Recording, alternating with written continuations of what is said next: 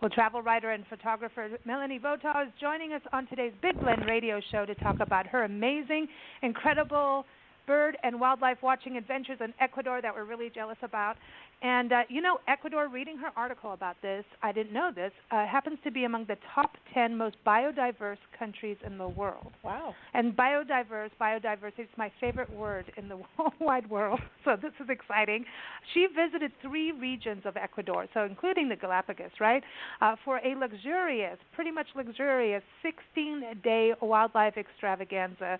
She saw giant sea turtles, iguanas, frigate birds, in their big red puffed-up chests glory, Galapagos hawks, all kinds of hummingbirds, toucans, squirrel monkeys, stinky vultures, yes, okay. You heard me, and even a pygmy marmoset. Oh, A little teeny little marmoset. So Melanie is an award-winning author of over 28 nonfiction books. She's a publisher of TripOutOnTravel.com.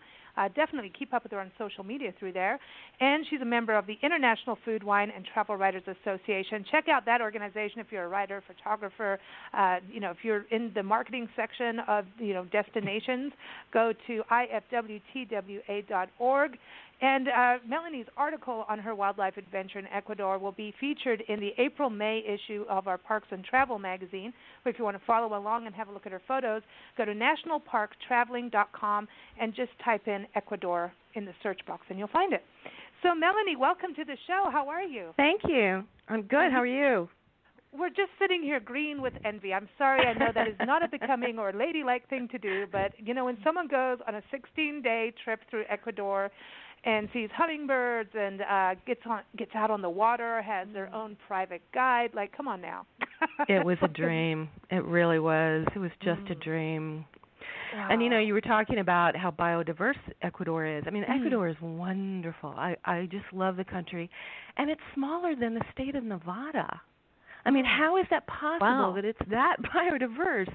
And it's smaller than the state of Nevada. That just blows my mind. Wow. A lot of times that biodiversity, we just did a whole interview with Pinnacles National Park about this. This biodiversity really only happens once an area is truly protected.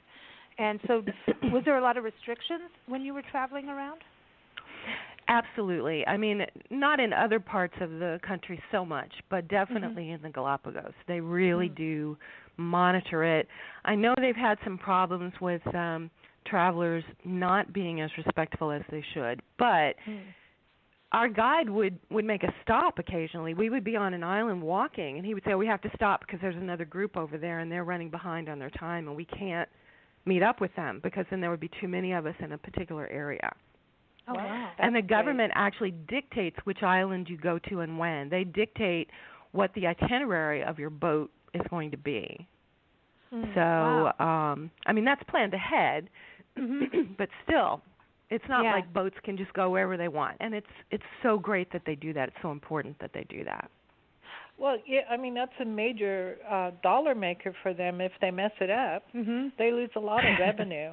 Yeah, I mean, it's true, and people sometimes forget that tourism is one of the major industries in the world, and protecting, I mean, we all want to protect it anyway, just because it should be protected, but there's an incentive with money as well. Yeah.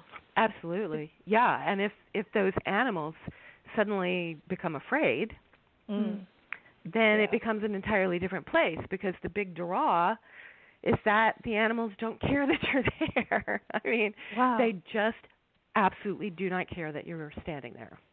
That's so I mean, the mockingbirds come right up and peck at your toes. That's cool. That's cool. It's unbelievable. They just come up and look at you like, hello. Oh, cool. Cool. Because I know you've traveled to, almost 50 countries. You've been to 6 continents. I mean, this is pretty intense. Like, did you start doing this at a young age, and is it mostly on the, nature side of things? No, or luxury too. Well, yeah, the luxury thing is primarily because that's what the outlets that I write for want. And so that's been kind of nice. It's like, because when I was traveling on my own before I did travel writing, I certainly wasn't staying in luxury places so much. Yeah. But it's funny because I grew up watching all those wildlife shows, and my parents were quite afraid of that kind of stuff. And then at some point, something shifted in me in adulthood, and I discovered I can actually go to these places. I don't have to just watch it on TV. I can actually go there. And that's just been such an amazing change in my life.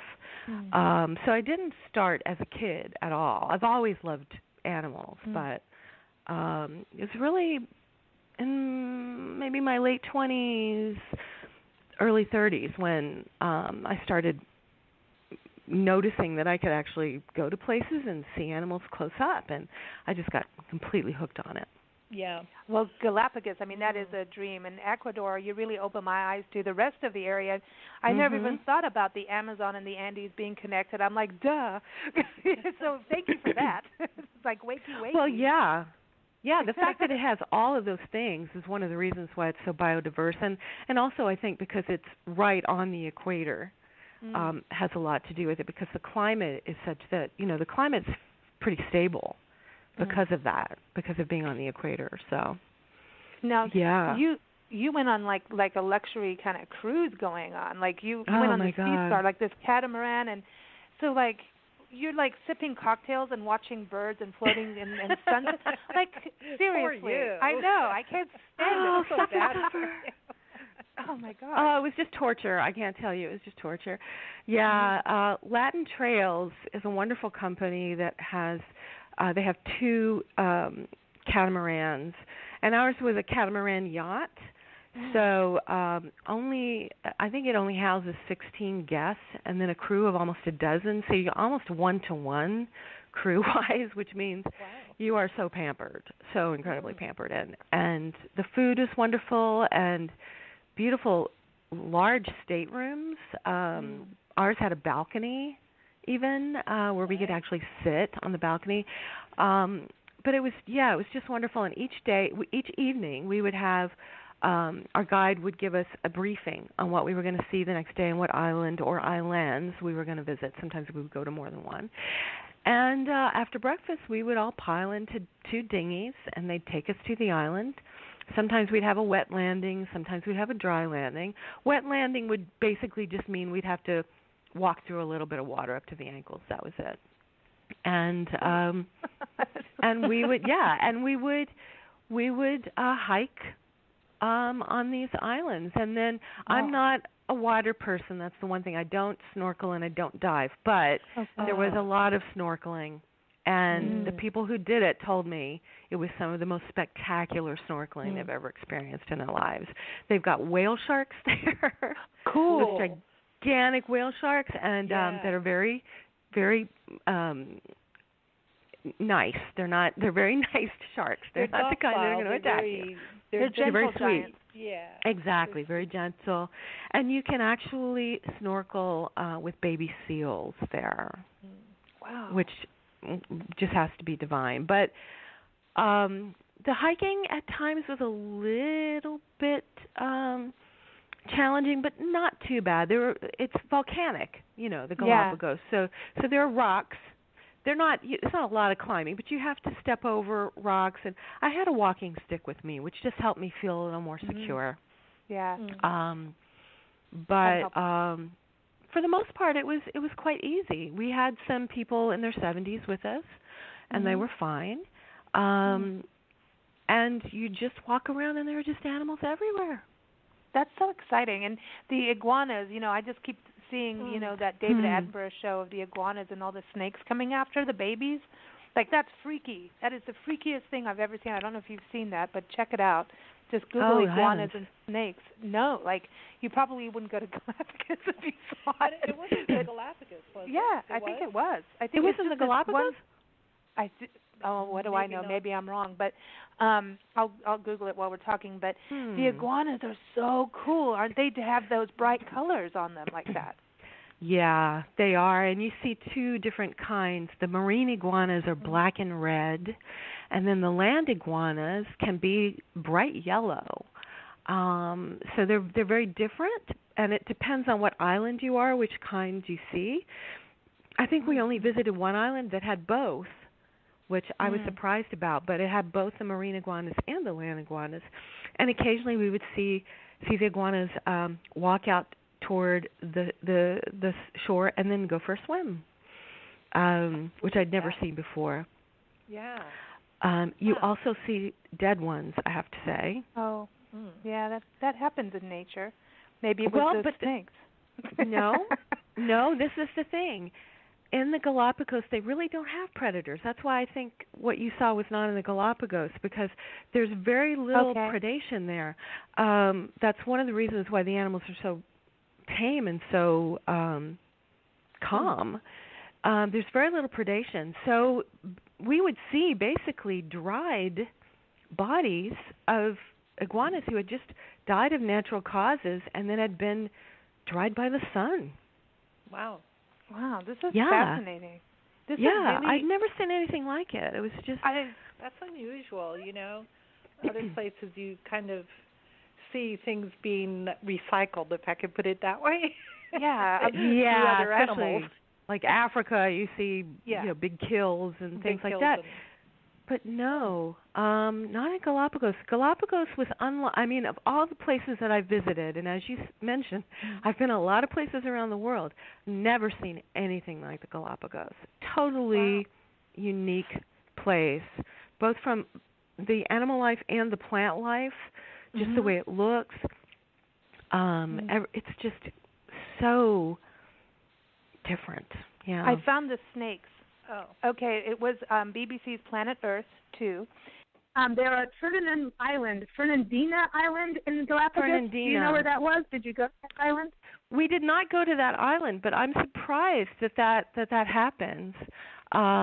We didn't see any snakes at all. I know that there are some. So apparently there is some predation there, but there isn't a lot. But that's fascinating. It probably only happens, well, it would only happen during breeding season, but that's interesting. Yeah. So tell us about those hawks. I mean, as a birder, to be able to see that kind of bird life had to be like absolutely amazing to be able to see. Well, they're gorgeous, and they were just, again, they just didn't care that we were there. A sea lion had just had a baby, and the little one was there. They weren't after the baby, but there was a little pile of afterbirth. Not a very pleasant sight, I have to tell you, but, it's nature, and there's a little pile of afterbirth, and those hawks wanted that afterbirth. They wanted to eat it for the nutrients, and they were waiting for Mama to step away or move away from the afterbirth. So they were hanging around on the ground and also in the trees up above. And there aren't that many trees, really. It's fairly sparse. But they were right there, and again, just didn't care that we were there. So it was so easy to get photographs of them. I mean, honestly, you have to really work hard to not get good photos in the Galapagos, because the animals are right there, like I said, in front of you. So but the cactus and all looks odd to me. Yeah. Like how you're an island, you're not supposed I to know. have I wasn't expecting that either. I was like, there's cacti here. Yeah. How weird. Yeah, and then there'd be a palm tree not far away from the cactus. Yeah, it's really, really so bizarre. Very bizarre. And so when you had this beautiful experience in Galapagos, and then you went to Coca, right? You left the Galapagos and then you flew into Coca. Now, what kind of plane was this? I have to ask. Well, I flew from Quito. I had to go. Everything originates in Quito, so you have to go back there. And it's it's a fairly small plane, but it's not that small. I mean, it's an airline, so it's not too bad. And there are a lot of people going there. A lot of people going to the Amazon to go to these lodges. There are several lodges there. So, we got picked up at the airport. We got driven to the office of La Selva Lodge, where I stayed, and then they put you on a motorized canoe, which holds a lot of people. It's a fairly large canoe. Has a roof, It was pouring down rain, though. They gave us these ponchos, but there was no way to not get wet. But it's a rainforest. You're going to get wet. If you don't want to get wet, don't go to a rainforest. Yeah. And then we came to a landing after about 2.5 hours on the canoe. We came to a landing, and we got with our guides. Everybody has different guides. I got to have a private guide, mainly because of the birding. I was the only birder there at the time, so he and another local guide who mostly took care of the canoeing put us on a paddle canoe, and for another half an hour or so, we birded all the way to the lodge. Wow, this is so cool. So now this is where you got to play with stinky turkeys. They call them vultures here. The stinky turkeys, they're actually called Hoatzins. They're very common in this part of the Amazon, and I had been to the Amazon in Brazil and Peru before, but I had never seen a Hoatzin. So I was really excited to see them. But the locals eat them. Oh. They taste like turkeys, but apparently they smell. I did not smell them. I guess I didn't get close enough to smell them, but they're quite beautiful. They're kind of a rusty orange color, and they have a crest on the back of their head, and they have blue around their eyes, and they're large. They're a good, probably more than a foot tall. So they're really big birds, and they tend to stay in areas where you can see them very easily, which is nice because that's the difference between going from the Galapagos to the Amazon. Suddenly in the Amazon, you've got dense forest, and you've got to work sometimes to see animals. Yeah. I felt spoiled after the Galapagos, Yeah, because they didn't. You said the cat there's no leaves, because it's like being in a it's like being out here in Tucson in the desert with our saguaro cactus. Yeah, there's no place for the animals to really hide. Yeah. So over there you got to really spy, and you said you make sure you have binoculars.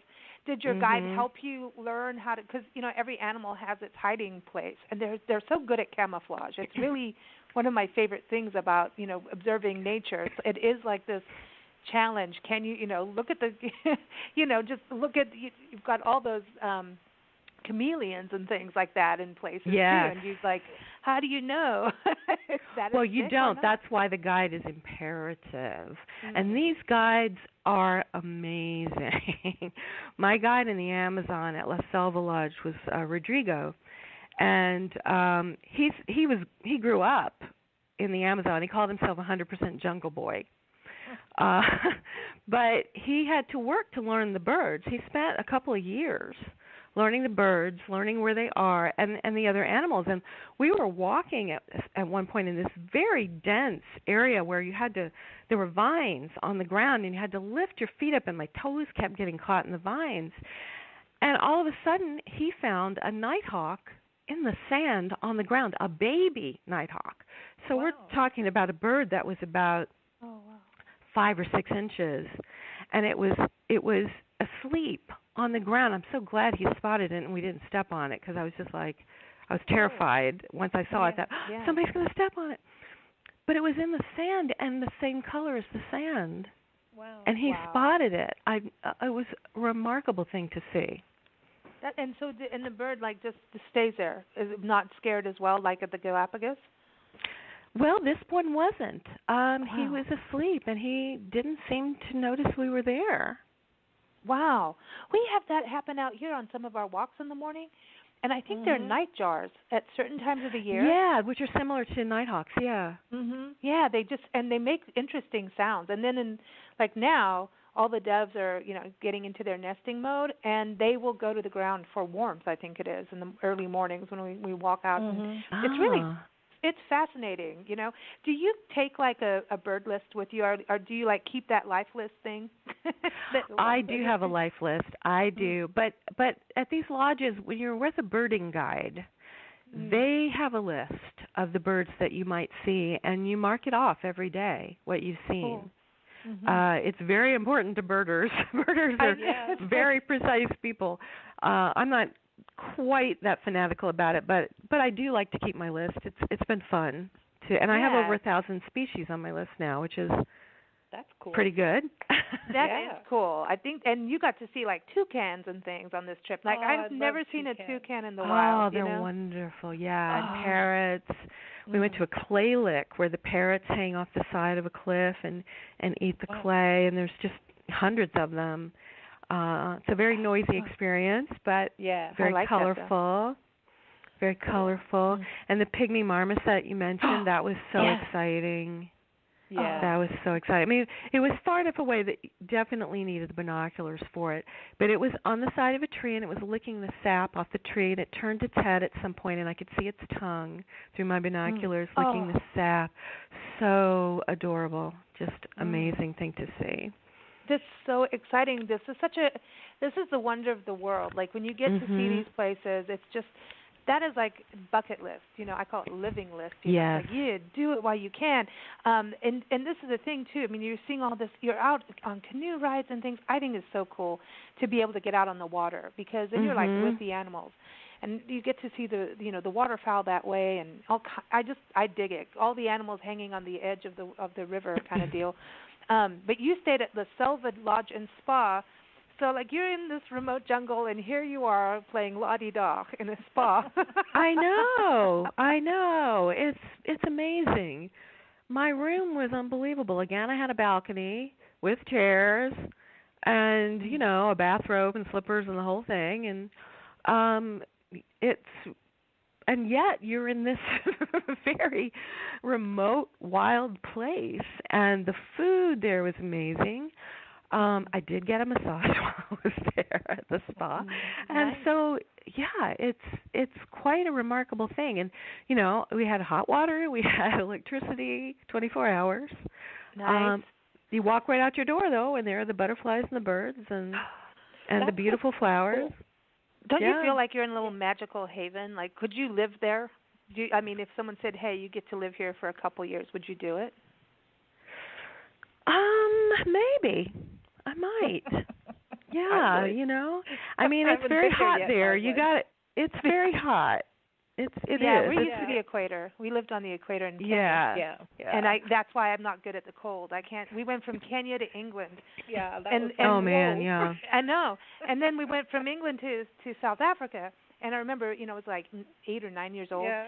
And, it was winter in England. And his big burly jacket, we get to South Africa, and I get off the plane, and it's like summer, and here's a heat wave. And I gave everybody my cookies. I came off the plane. I was like, hi, welcome to South Africa. Here I am. It was like the temperature change is such a jolt. But, it is kind of did you have to go through, because I know you're back east, did you have you went like in winter of 2017, did you have like a little jolt of temperature going from one to the other? Coming back home, we had a real cold snap very shortly after I got back, and that was brutal. Because I had just spent over 2 weeks in pretty warm weather, and luckily the Andes was a little cooler. It was more like in the 50s. So that when I got there, I was like, okay, I'm feeling really cold now, but this is good preparation for when I get back home. Amazing. It kind of helped me gradually acclimate back to, but I got back here and it was like in the teens. No. Okay, come visit us in Tucson. I know. That's exactly when you want to get back on a plane again. But So you went to this other reserve that went up 12,000 feet. Is it Yanacocha? Am I saying that right? Yanacocha, yes, Yanacocha. And Tanda Yaya Papa. I've been wanting to say this stuff all day long. It's called Tandayapa. Tandayapa. Tiny little town of 25 people, but they've built this lodge there because it's just the perfect place for birds. It's just a prime location, and but Yanacocha is basically just a mountain range, and we did. I don't know if it was actually in Yanacocha, but we went to a little restaurant and with amazing food. The Ecuadorians really know how to cook, let me just tell you. They do this, I just have to, as an aside, they do this interesting thing where they make pureed soups and they garnish them with popcorn. They bring like a big bowl of popcorn to your table, and you grab it and you throw it in your soup. Huh. Cool. Why not? Yeah, it's kind of cool. Do that.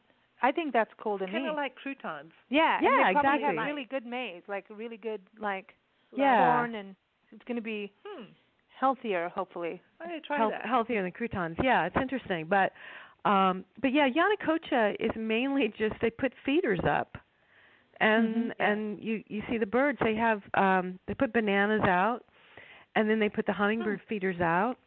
And you see the sword-billed hummingbird there, which the first time I had been there, I had been to that place before years ago, but the first time I saw one, I almost started hyperventilating. I was so excited. I know how that gets. Because the sword-billed hummingbird, the bill is so long that it can't sit without putting its bill up to the sky. Otherwise, it'll tip over. Its bill is longer than its body, so it's just this amazing little thing. Was it 4.5 inches? That's that's crazy. Yeah. Think about that. That is like a big, and little hummingbirds. I find them to be the most fascinating little birds. I call them the seahorse of the desert because they remind me of seahorses, in a weird way. But they are they're intense. They fight a lot. Yeah. Oh my gosh, they waste so much energy fighting. Then of course they have to eat again because they've wasted it all fighting.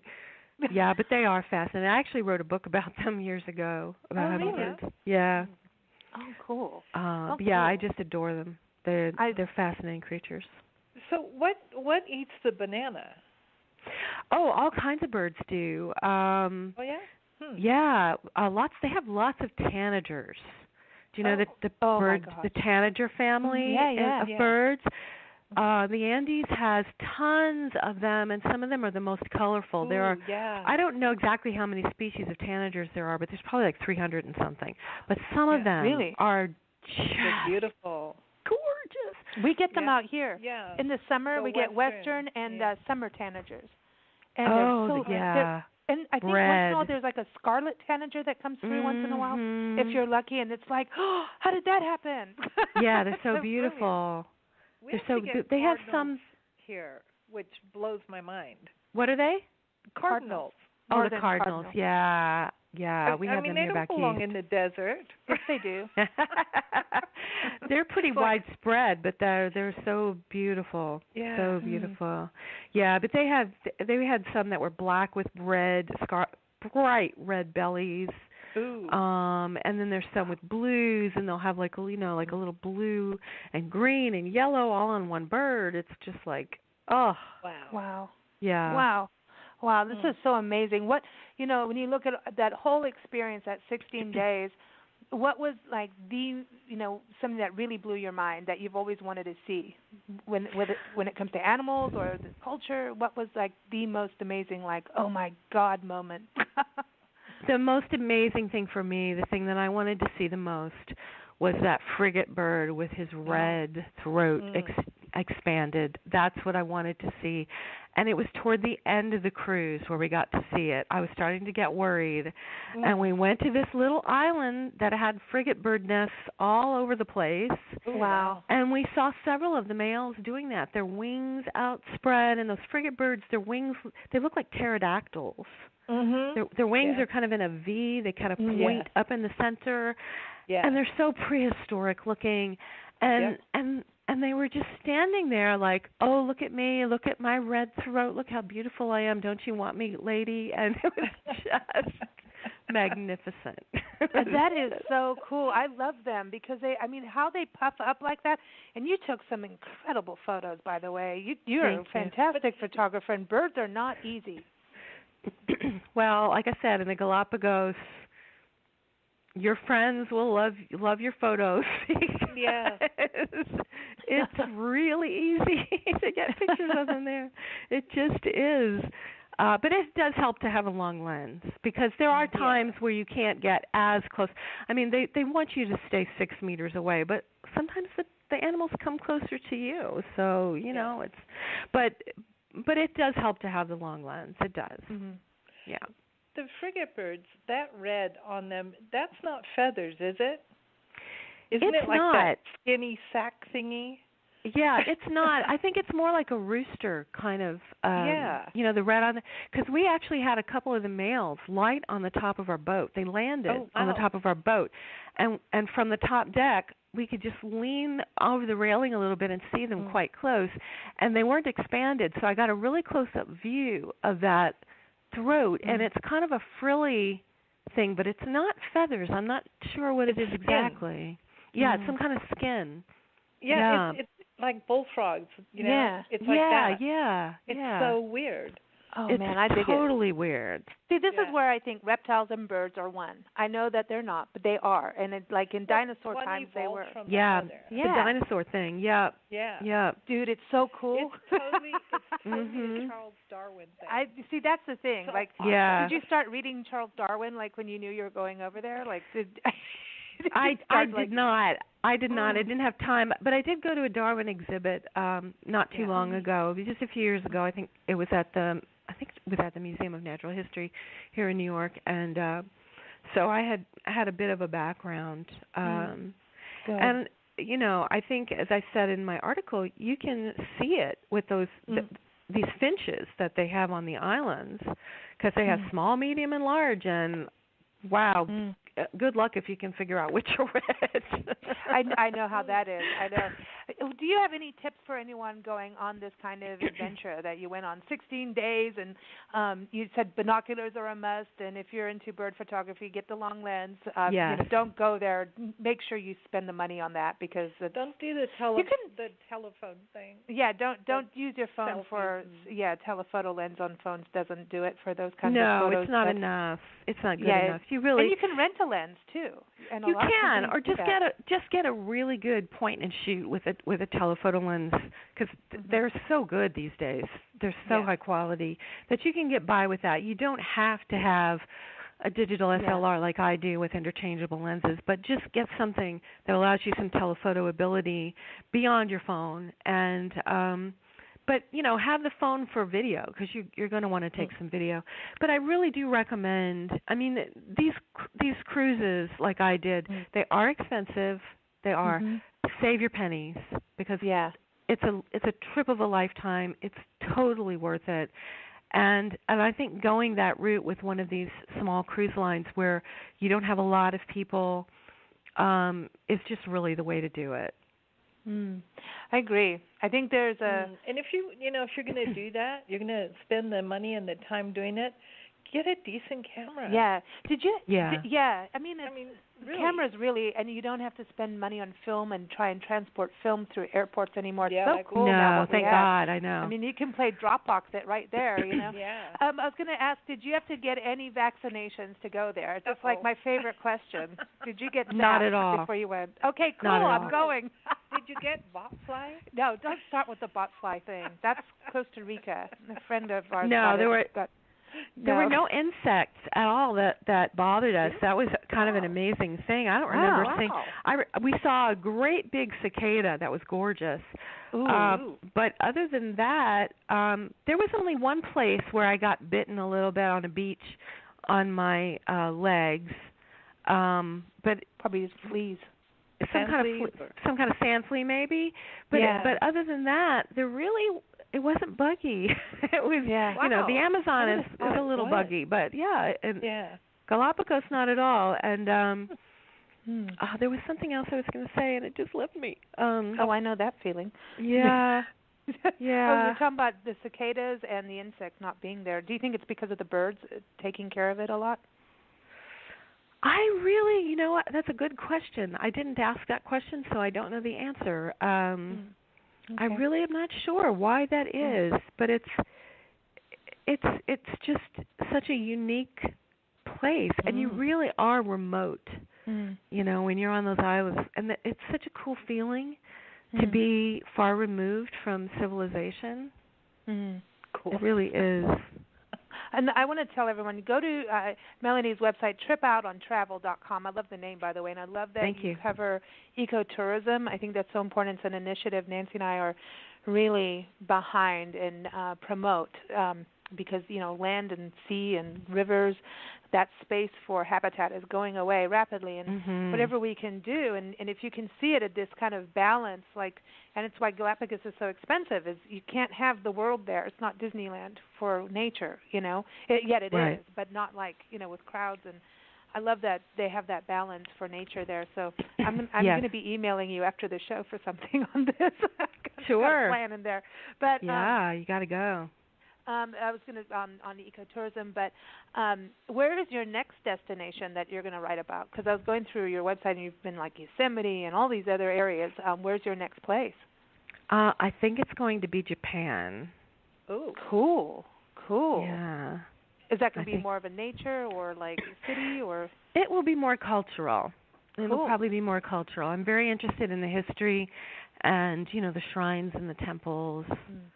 And also the wisteria. I'm hoping to go during wisteria season. Oh my gosh, that would see those wisteria tunnels, with the purple. Yeah. Wisteria bathing. Who cares about forest bathing? We want wisteria bathing. Forget the cherry blossoms. Bring me the wisteria.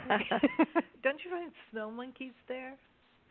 You do at certain times of year, but wisteria season is not the right time of year. I've just found out. Well, that sucks.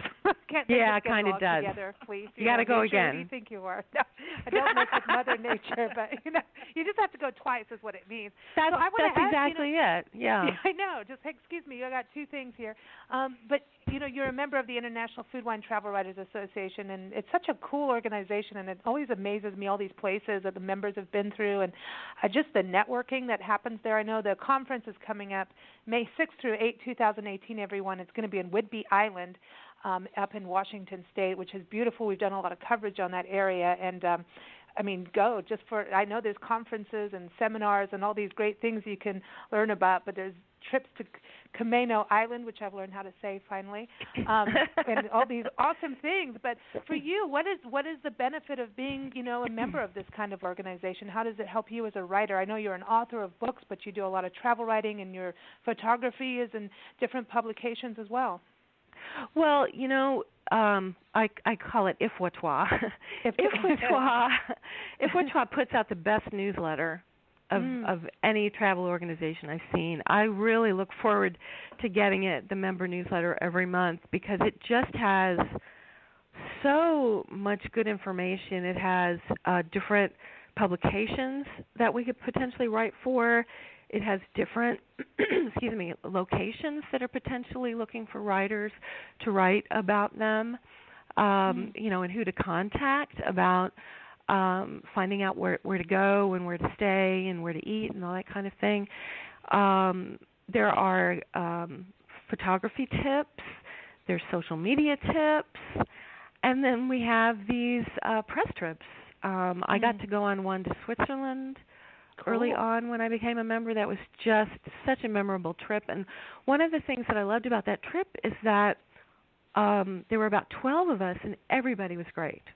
It was just, I fell in love with every single person, every single other writer on that trip. And that makes such a difference that your traveling companions are great to travel with. It makes such a difference. Deal. And yeah. And we help each other out. I took another member on to the Galapagos with me. Cool. Yeah. Cool.